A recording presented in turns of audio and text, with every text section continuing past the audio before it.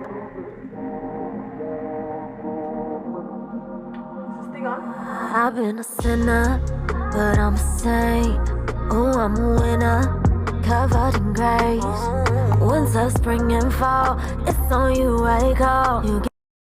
Hola, mi amiga. Welcome to my new podcast, Eyes to See. This podcast is more than just a place to listen, it's a place where we open our hearts, our minds, and our eyes to see God's truth in new ways. As we dive into each episode, I want to share revelations that God has poured unto me. And He has quite literally called me to pour unto you. So if you're here, it's not by accident. He has poured unto me to open our to His love, to His promises, and to His grace. Today, we scratched the surface of my testimony. I left a lot of trauma out because that's no longer where my focus lies. God has given me the eyes to see the beauty in the refining moments and how they led me back to Him. As far back as I can remember, my first time singing in church, I was in kindergarten. I sang with my dad, and I remember the song, it was The Blood. I was raised in a household with 4 girls. I was at number 1. I was not priority. I was very woe was me. Why does this happen to me? So because I didn't feel like I got the attention I deserved, I would steal, I would lie. I was And then once we moved to Denver, because of Columbine and all that, my mom and dad homeschooled us, and the only real social interaction we got was church, and we were immersed in church. Though my parents were real strong, and eventually they did fall from the faith. God was no longer number 1 in our home, and it showed. And what a time for this to happen is when I was entering my teenage years, and I was seeking validation. I wanted somebody to tell me that I was singing. I wanted them to tell me I was as pretty as my oldest sister. She's so gorgeous. I always felt a little less than, just always. And it wasn't even that it was intentional. It's not like people were intentionally saying these things in front of me to hurt my feelings, but I took it as that. That's honestly when I became a teenager desperate for validation. I looked for love in all the wrong places, fought battles that weren't mine. Hindsight is always 2020, and now that I look back, I was really fighting fights and battles for people who had no true care for me.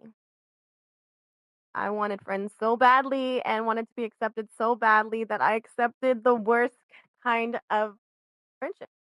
Fought for these people, and I always made myself look dumb in the end.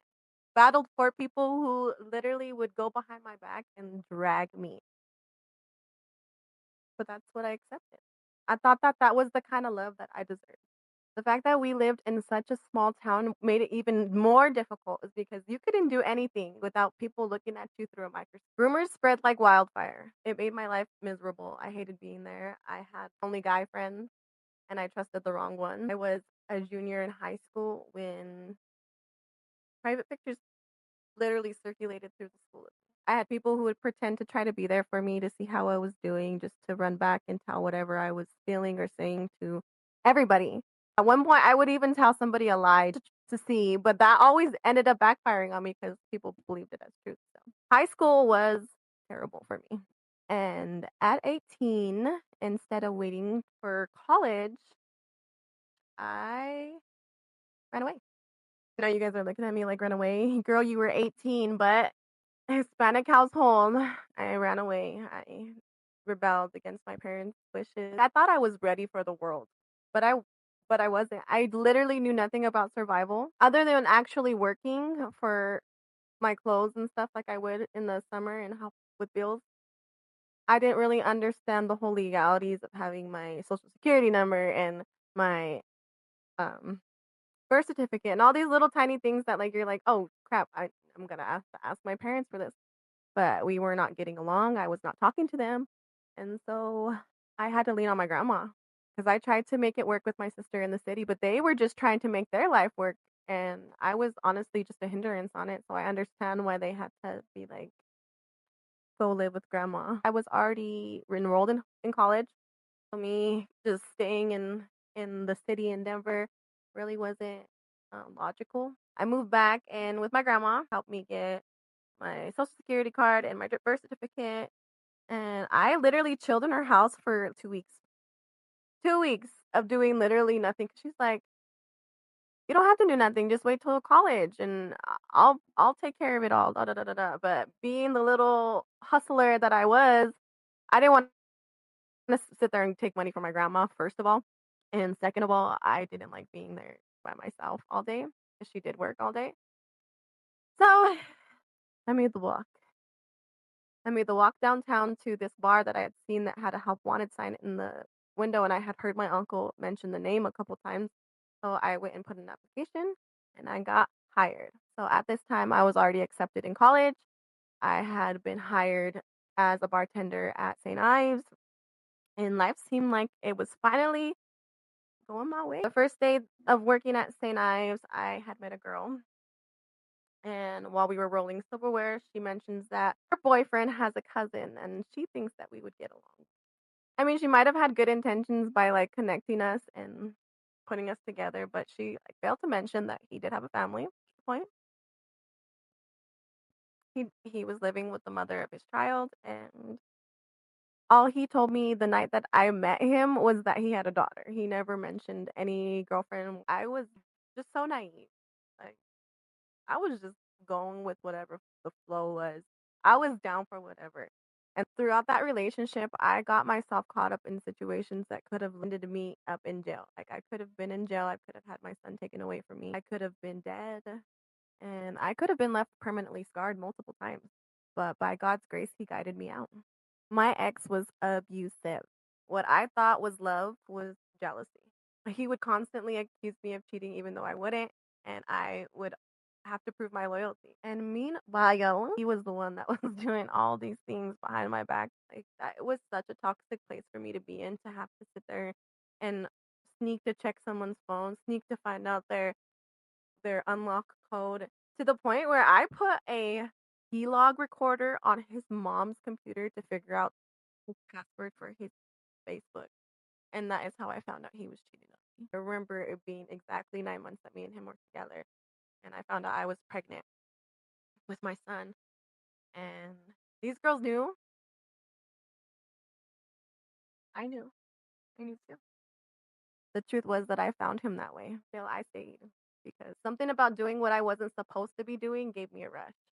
I've owned up to my mistakes. I have reached out to the mother of his child and we have apologized. And because of that connection, my boys are able to see their sister. So I'm very blessed that God has reconnected that. She is an amazing woman and she has really raised their daughter to be an amazing woman. But at the time, I was blind. Our whole relationship was built on partying, drinking, being toxic to each other. It got literally to the point where I wouldn't want to drink. It would gross me out. I would drink and it would make me gag. I would gag. And he would try to force me to drink to the point where I would like, okay, let's take a shot. I'm like into the carpet because I couldn't even drink anymore. Alcohol turned him into a monster. He would break my phone. He would pin me to the ground, ruin my clothes, just completely tear me down as a woman and a person. I remember the first time he ever placed hands on me, and you would think it'd be like this eye-opening moment, but I laughed. I was so numb and so accepting of any kind of love at that point that when me and him sat down and had the first conversation after this big blowout where he knocked me out and left a big old bruise on my face, he told me, I think it made me love you more. I just remember laughing, but I was numb. And that was before I knew what to do with makeup. So I was walking around with this bruise on my face, and my son was in a headbutting stage. And so I blamed that on him. I blamed the bruise from my ex on my son because I couldn't own up. I couldn't even really face the fact that I was allowing this man to place his hands on me. I felt like that's the kind of love that I deserved. So I stood. The night that everything officially changed was the night that he not only put hands on me, but he put hands on my. Now, when it came to me, I could literally just recover. Like, okay, it's you knocked me out. Like, you almost killed me in a car accident. You threatened me. You threatened my life. You threatened everything I've ever had. But I'm still here. So I was a ride or die, and I was on my way to dying for real. That day, he had drank too much, and I hated it. I hated the way he looked when he was drunk. I hated the look on his face. I hated the way he talked. I hated everything about it. Like it enraged me. And so I was calling him out, and it pissed him off. And he started wailing on me. And in this struggle, I'm just trying to fight back. I see from the corner of my eye this little tiny baby boy in his little Batman sweater charging at this man with a SpongeBob lunchbox, and he starts wailing on him. He's going at it. He's mocking this man, and that, of course, he's 6'2", 180, 90 pounds, almost 200 pounds, and he looks over at my son and he pushes him. I blacked out. I cannot tell you how I got up from that floor, but I blacked out and I needed to get out of there. We were at my house. I was putting the baby into the car seat. I had not only had my son, Trey, but we had already had another son. I immediately had another kid within Trey and Easton are about 2 years apart. So within 2 years, I had already had another son. And I was putting the baby in the car seat and I was trying to leave, but he kept grabbing the baby from me and I was getting Trey. I was like, Trey, get into the car. I finally get him in there. I buckle him in and I'm arguing with him back and forth. I'm like, give me Easton, give me my son. Like, just stop. Like, this is enough. Like, I can't do this anymore. You can cancel my son. It's over. Like, I can't do it anymore. At that point, he was using my son kind of like a leverage so I wouldn't leave. He knew he messed up and he didn't want me to go.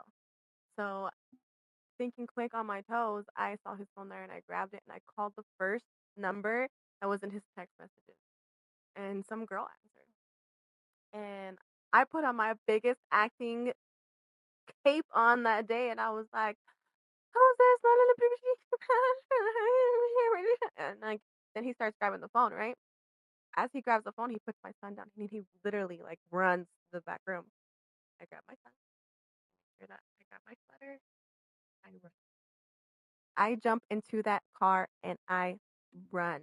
I go to my parents' house, and that was the last night that we ever even spent any time together. It really took for him to finally not put hands on me to see the worth in leaving him. My kids are gold to me. And when you try to mess with my kid, I'm ain't no way. Ain't no way, ain't no Jose, okay? But then, not long after I found out I was pregnant with my third son, Victor. And I was scared. This man had put me through so much, and I did not want to do it all on my own, but I also know that every life is a blessing, and so God blessed me with Victor. But the weight of raising a 3-year-old, a 2-year-old, and a newborn, it was crushing me. I was drained. I was working 40 plus hours a week trying to make ends meet, and that's when God stepped in. I touched a little bit on this story um, in my last video. I was broken the day that I came across War Room. I watched this movie and my heart was like, you need to pray like that. You want to see movement in your life? You want to see this man get out of this alcoholism and step up for your kids? You need to pray. So I literally had a list written down of everything that I wanted, everything I'm praying for, and I diligently prayed for 2 weeks straight. Then I met Michael. It was instant bliss. We were both going through really hard times in our lives, and everything just kind of clicked, and it fell together in a formation to where you're like, dude, that is God. And so many times the enemy had tried to deny me that, but God has given me the most confirmation that Michael has been an answered prayer. And I remember when we found out that we were pregnant with Khaleesi. I already had 3 sons, and he had a son and a daughter. And I wanted a little girl. I wanted a little girl that looked just like me. When I found out I was pregnant, I was like, her name is going to be Khaleesi Giselle. I spoke that little girl into existence. And on October 31st at 10:10 a.m., Miss Khaleesi Giselle was born.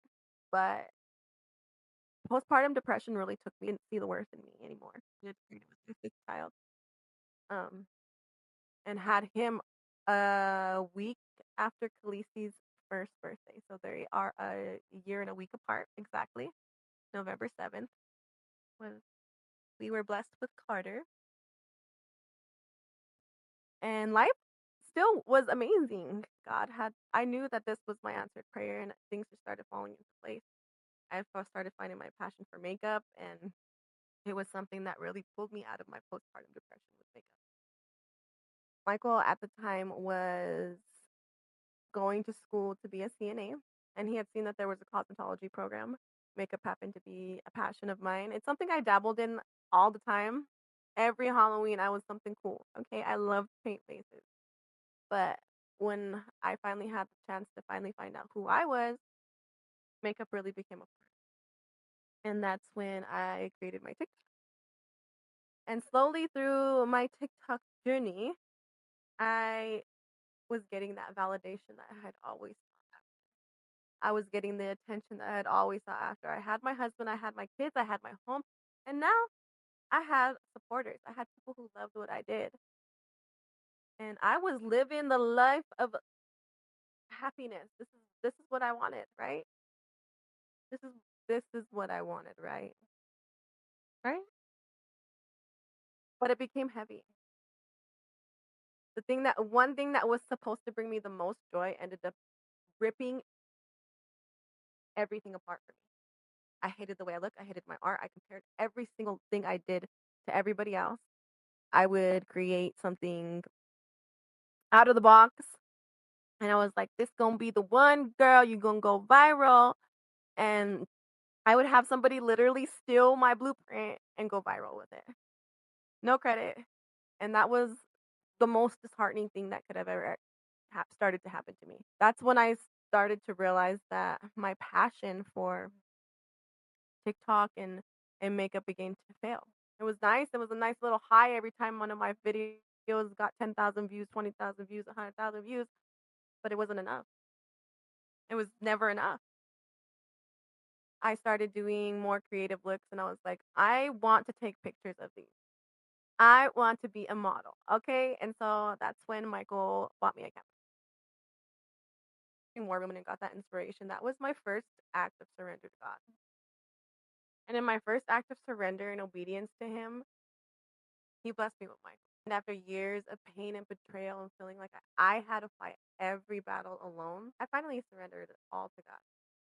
War Room opened my eyes to what true faith looked like. Not just believing in God, but actively inviting him into every part of my life, even the places that hurt.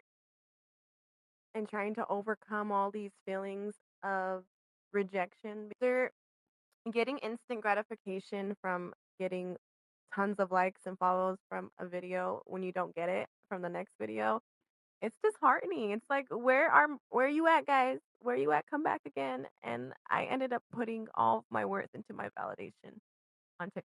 So when I didn't see that validation coming, it really put me back into a slump again. I was catching dreams left and right. I was winning community competitions. I was getting recognized by very talented photographers, very talented makeup artists, and word of mouth was big for me at that point. But it still wasn't fulfilling. Something felt missing. There was a void inside of me. I could not understand why every time I would have some type of photo shoot or some type of thing that was about to happen, me and Michael would bump heads over the dumbest things. It was always the dumbest thing. You're miscommunicating constantly. And I felt like I was like, God, you blessed me with this man. I know I'm not confused. I know I'm not confused. I know a blessing from God when I see it. So what's going on? And he opened my eyes, but I had took my eyes off of him. That after I got my blessing of Michael, that I got comfortable. Because this man was everything I prayed for. He took care of me, he took care of my boys, he loved me unconditionally, he supported me in my worst moments, motivated me to get my cosmetology license, bought me my first camera to do my professional photography with. So why were we butting heads? At this point, I just realized that the devil was attacking my life. And I had known God my whole life, right? And I was like, God, I have these followers. I have these brand deals. I am successful in the community. Why do I feel this way? Like, isn't this supposed to make me happy? I had influence. I had recognition, but slowly things started to fall apart. The same supporters that once cheered me on became my competitors. People who wanted to discredit me rather than celebrate me. And winning, it didn't feel like winning anymore. I was attracting the worst kinds of friends. I was back in that place where I was accepting the least for myself, but this time it was in my friendship. Then I lost my grandma. It was like I could feel her prayers of protection. Life at that point hit me like a ton of bricks. And for the first time, I truly felt helpless. And no amount of success filled that void. I didn't like me anymore. I didn't feel like I was enough. Not for my husband, not for my kids, and not even for myself. Right before a photo shoot out of town, me and Mike were in a huge unnecessary fight. It didn't make any sense. I was like, why are we even arguing over these petty little tiny things? And in my heart, I knew that God had paved this way for me for a reason. I really just buckled at this point. I was like, God, I'm tired. I don't understand why I'm having these little tiny hindrances in my life. Lord, these fights, they and these hindrances, they don't make any sense to me. I know you didn't bless me, and I know you didn't guide me all this way just to stop it here. So thy will be done. And that's when I first really started seeking God. And I didn't even know how to. And now looking back at my old notes, I have to chuckle just a little bit because I was so selfish in my prayer. I was so tired of where I was at that I was like, God, just take me out. Just take me out of here. This is how it's supposed to work, right? I go read my Bible and then come to you and you take me out of here, right? I was seeking God for the wrong reason. And he saw it. But in his grace, he really just guided me out of that mindset.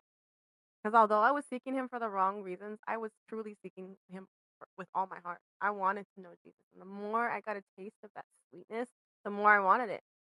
The more people would bring God up, you could not shut me up. And still to this day, my husband will tell you he can't show me nothing about Jesus because I'm like, dude, this reminds me of this. And I go off because the fire inside of me for him is so bright right now.